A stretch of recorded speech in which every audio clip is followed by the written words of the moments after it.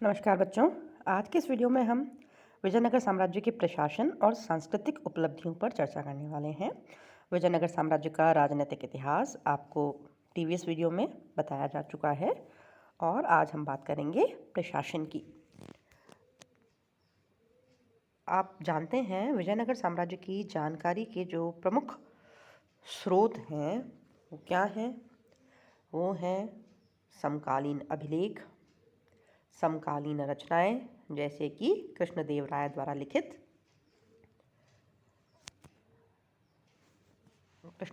लिखित अमुक्तमाल्यद नामक पुस्तक, जो कि उस काल की शासन व्यवस्था के बारे में महत्वपूर्ण जानकारी देती है।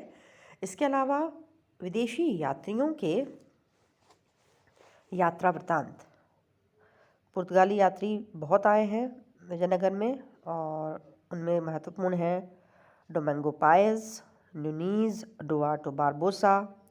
इन सभी के आधार पर विजयनगर साम्राज्य की प्रशासनिक व्यवस्था, शासन व्यवस्था के बारे में विशद वर्णन हमको मिलते हैं। अगर हम विजयनगर के प्रशासन को विविध विभागों में बांट दें तो पहली चर्चा आती है केंद्रीय प्रशासन की। केंद्रीय प्रशासन का जो प्रमुख है, प्रधान है, वह है राजा। राजा संपूर्ण साम्राज्य की धुरी था, संपूर्ण प्रशासन की धुरी था। राजतंत्र, वंशानुगत निरंकुश राजतंत्र, यह शासन व्यवस्था वहाँ पे लागू थी। राजतंत्र की संस्था वैसे तो वंशानुगत थी, लेकिन व्यवहार में राजवंशों में परिवर्तन होता रहता था। राजा सर्वशक्तिशाली था और सैनिक और असैनिक प्रशासन दोनों का ही प्रधान था। सभी प्रशासनिक कार्यों की देखरेख करता था। उसकी सहायता के लिए दो संस्थाएं काम कर रही थीं। एक थी राज परिषद, जो एक बड़ी संस्था थी, और दूसरी थी मंत्री परिषद। राज परिषद में बहुत सारे लोग शामिल होते थे, जिनमें प्रांतीय नायक, विद्वान, कलाकार, धर्माचार्य, व्यापारी और विदेशी राज्यों के राजदूत भी शामिल होते थे। जबकि मंत्री परिषद एक छोटी संस्था थी जिसमें प्राय 20 सदस्य होते थे और इस परिषद का अध्यक्ष सभा नायक कहलाता था। विद्वान और राजनीति में निपुण 50 से 70 वर्ष की आयु वाले स्वस्थ व्यक्ति मंत्री परिषद के सदस्य बनाए जा सकते थे। और मंत्री परिषद के अलावा कुछ प्रशासनिक अधिकारी भी हुआ करते थे, जो कि केंद्रीय प्रशासन के संचालन में महत्वपूर्ण भूमिका निभाते थे, जैसे कि दंडनायक। अधिकारियों की एक विशेष श्रेणी को दंडनायक कहा जाता था। राजा के बाद युवराज केंद्रीय शासन का महत्वपूर्ण पिलर हुआ करता था और युवराज के अलावा प्रधानी, जो कि मंत्री परिषद का अध्यक्ष होता था, जिससे कि हम प्रधानमंत्री कह सकते हैं और मराठा कालीन पेशवा से उसकी तुलना की जा सकती है। राजा, युवराज और प्रधानी केंद्रीय प्रशासन के महत्वपूर्ण पिलर्स थे। केंद्रीय सचिवालय भी काम करता था, जिसे विभिन्न विभागों में बांटा गया था। और सचिवालय में रायसम या सचिव, सेक्रेटरी का पद और कर्णिकम यानी कि अकाउंटेंट जैसे अधिकारी होते थे। रायसम राजा के मौखिक आदेशों को लिपिबद्ध करता था और कर्णिकम लेखाधिकारी होता था। इसी प्रकार से शाही मुद्रा, रॉयल सील, शाही मोहर रखने वाले अधिकारी मुद्रा कर्ता कहलाता था।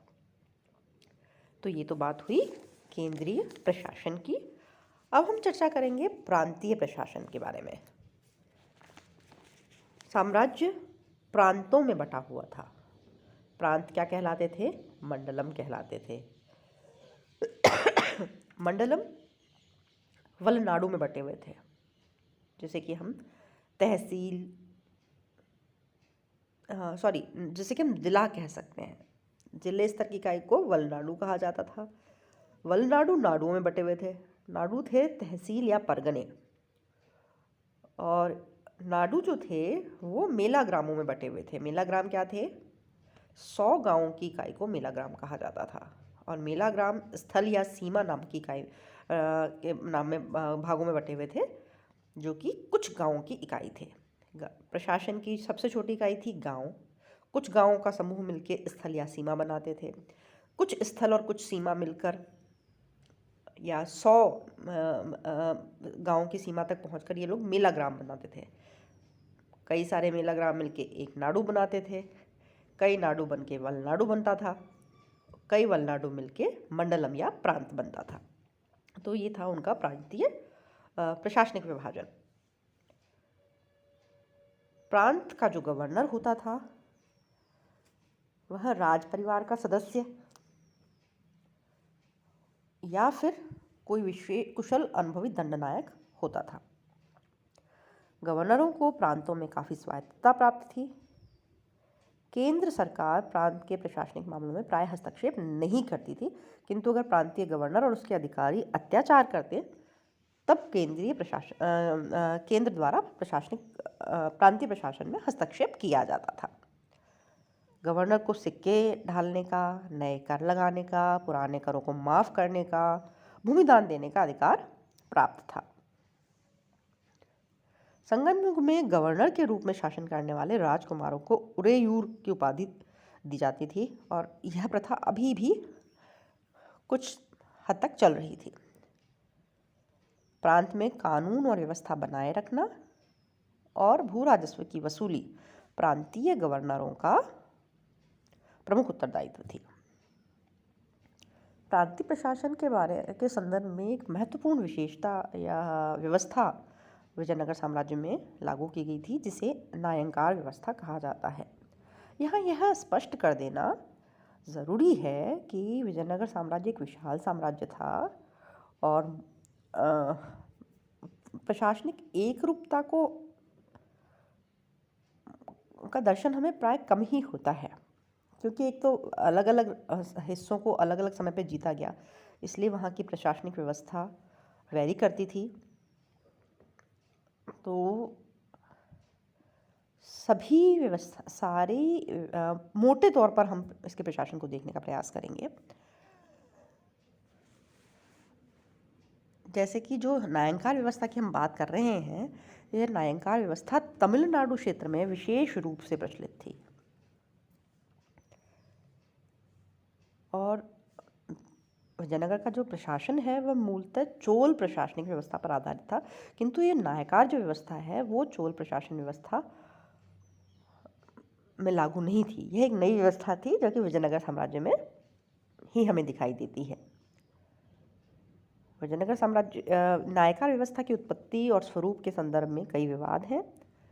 कुछ इतिहासकारों ने विजयनगर साम्राज्य में सेना नायकों को ही नायक कहा है। कुछ इतिहासकारों का मानना है कि नायक वस्तुतः भू सामंत थे, जिन्हें वेतन के बदले अथवा अधीनस्थ सेना के रखरखाव के लिए विशेष भूखंड अमरम भूमि प्रदान की गई थी। अमरम भूमि का उपयोग करने के कारण इन्हें अमर नायक भी कहा जाता है। 16वीं शताब्दी तक इन नायकों की संख्या लगभग 200 थी और इन नायकों को सर्वाधिक तमिलनाडु क्षेत्र में नियुक्त किया गया था। अमरम भूमि का उपयोग करने के संबंध में नायकों के 2 उत्तरदायित्व थे। अमरम भूमि से प्राप्त आय का एक अंश उन्हें केंद्रीय खजाने में जमा कराना पड़ता था और इसी भूमि यानी कि अमरम भूमि की आय से राजा की सहायता के लिए एक सेना रखनी पड़ती थी। नायक और प्रांतीय गवर्नर की जो स्थिति है वो अलग अलग है। क्या अंतर है दोनों में? प्रांतीय गवर्नर राजा का प्रतिनिधि होता था, वह राजा के नाम पर ही शासन करता था, जबकि नायक या अमर नायक एक सैनिक सामंत था। उसे सैनिक और वित्तीय दायित्वों की पूर्ति के लिए कुछ ज़िले या प्रदेश अमरम भूमि के रूप में प्रदान किए जाते थे। गवर्नर की तुलना में नायकों को अपने अमरम प्रांत में कहीं अधिक स्वतंत्रता प्राप्त थी। राजा प्राय नायकार प्रदेशों के आंतरिक मामलों में हस्तक्षेप नहीं करता था। प्रांतीय गवर्नरों को प्रशासकीय आवश्यकताओं के अनुरूप स्थानांतरित किया जा सकता था या उन्हें पदच्युत भी किया जा सकता था, लेकिन अमर नायकों का स्थानांतरण नहीं होता था। गवर्नरों को आप एक स्थान से दूसरे स्थान पर स्थानांतरित कर सकते हैं या अकुशल होने पर उन्हें पदच्युत किया जा सकता है, लेकिन क्योंकि अमर नायक जो थे वो प्राय वंशानुगत हो जाते थे, इसलिए उन्हें न तो हटाया जाता था न ही पदच्युत किया जाता था। नायकों के जो पद थे धीरे धीरे आनुवंशिक हो गए, जबकि प्रांतीय गवर्नरों के पद आनुवंशिक नहीं थे। नायक केंद्र या साम्राज्य की राजधानी में 2 प्रकार के अधिकारी नियुक्त करता था। नायक जो था वो 2 अधिकारी नियुक्त करता था। एक था नायक की सेना का सेनापति। जब राजा को किसी युद्ध के लिए सेना की आवश्यकता होती थी तो वो नायकों से सेना मंगवाता था, और इस सेना का सेनापति नायक द्वारा ही नियुक्त होता था। और दूसरा इस तरह का अधिकारी था स्थानपति। यह स्थानपति क्या था? स्थानपति केंद्रीय राजा के दरबार में नायक का एजेंट होता था।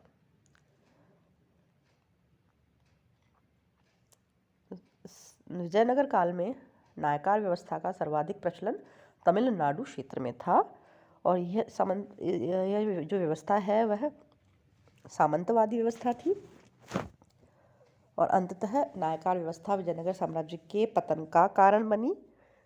कृष्णदेव राय की मृत्यु के बाद अच्युतदेव राय के शासनकाल में नायकों की उद्दंडता को रोकने के लिए महामंडलेश्वर या विशेष कमिश्नरों की नियुक्ति करनी पड़ी।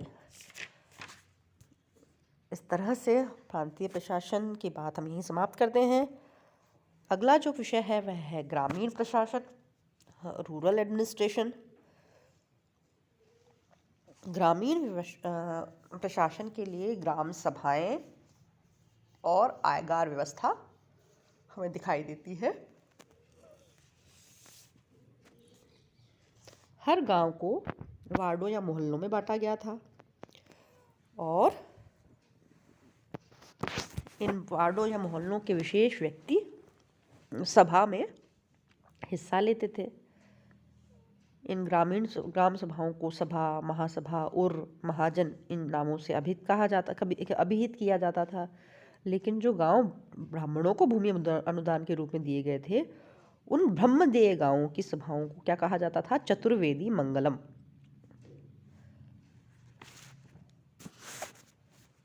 ये जो सभाएं थीं,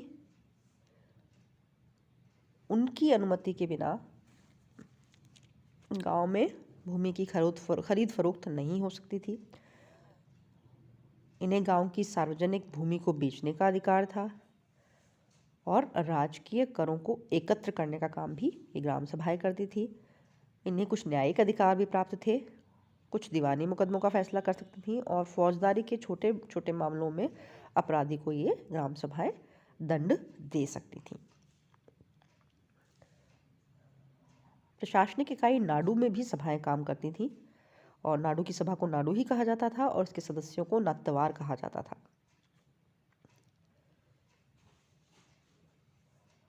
ग्राम सभाओं के अलावा ग्रामीण प्रशासन का संचालन करने के लिए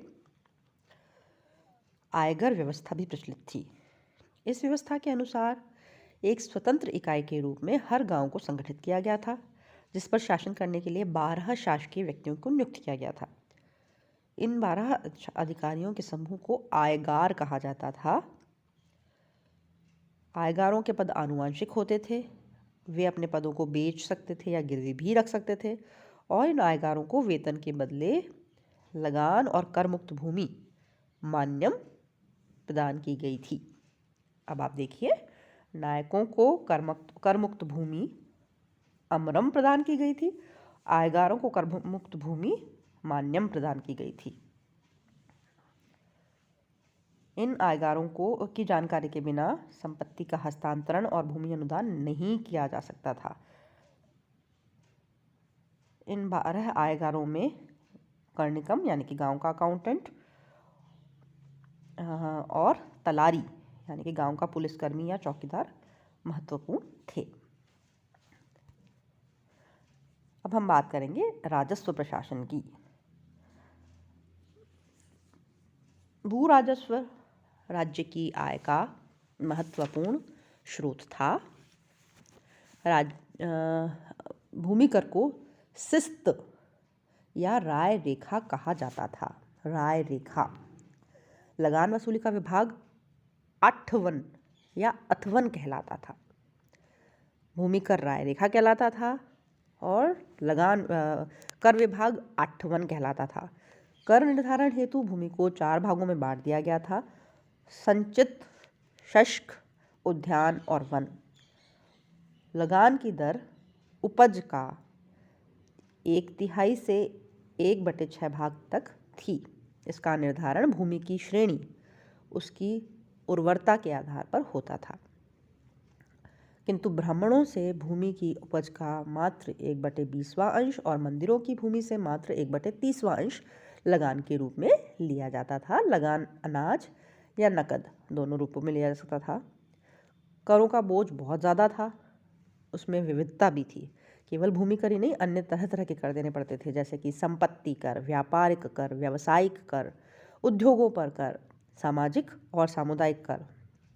इसके अलावा जुर्माने और अर्थदंड के रूप में प्राप्त कर, ये सब मिलकर विजयनगर की आय का प्रधान स्रोत बनते थे। मकानों, संपत्ति, पशुधन, उद्योग, व्यवसाय, व्यापार और पेशे पर भी कर लगते थे। सामाजिक और सामुदायिक कर भी होते थे जो कि अत्यंत रोचक हैं, जैसे कि विवाह कर। विवाह कर कन्या और वर दोनों पक्षों को मिलकर देना होता था।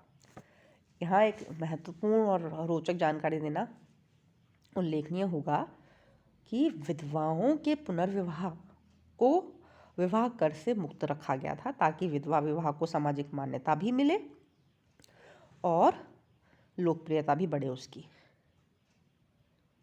विवाह करके इसके अलावा प्रजा से श्रमदान के अलावा भी श्रमदान के रूप में भी कर लिया जाता था। करों की वसूली प्रशासनिक अधिकारियों व ठेकेदारों दोनों के ही द्वारा की जाती थी। कर व्यवस्था से संबंधित कुछ महत्वपूर्ण शब्द हैं जिन्हें हम एक बार देख लेते हैं, जैसे कि उम्बली, यह भी एक कर मुक्त भूमि थी। इसी तरह से थे कोड़ग्गे। कोड़ग्गे युद्ध में शहीद होने वाले सैनिकों के परिवार को दी गई भूमि। रक्त कोड़ग्गे, रक्त कोड़ग्गे कहलाती थी।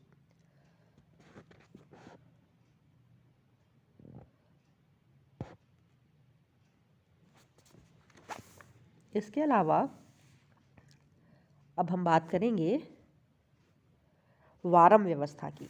वारम व्यवस्था क्या थी?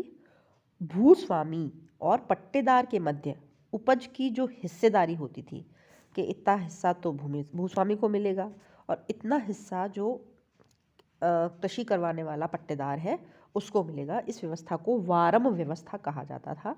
अमरम भूमि के बारे में मैं आपको बता ही चुकी हूँ। अमरम भूमि जो थी वह सैनिक असैनिक अधिकारियों को उनकी विशेष सेवाओं के बदले दी जाने वाला भूखंड था। यह बहुत विशाल भी हो सकता था। इसी भूमि को अमरम कहा जाता था और इसके प्राप्तकर्ता को अमरनायक कहा जाता था। पहले ये जो अमरम भूमि व्यवस्था थी वो सेवा शर्तों पर आधारित थी, लेकिन बाद में यह आनुवंशिक हो गई। अगली जो चर्चा है वह है मुद्रा व्यवस्था पर। विजयनगर साम्राज्य की मुद्रा व्यवस्था। विजयनगर का सर्वाधिक प्रसिद्ध सिक्का था सोने का सिक्का वराह, जिसे विदेशी यात्रियों ने हूण, परदौस या पैगोड़ा के रूप में उल्लेखित किया है। सोने के छोटे सिक्के को प्रताप या फणम कहा जाता था। चांदी के छोटे सिक्के को तार कहा जाता था। विजयनगर का वराह सिक्का बहुत सम्मानित सिक्का था। जिसे संपूर्ण भारत और विश्व के प्रमुख व्यापारिक नगरों में स्वीकार किया जाता था।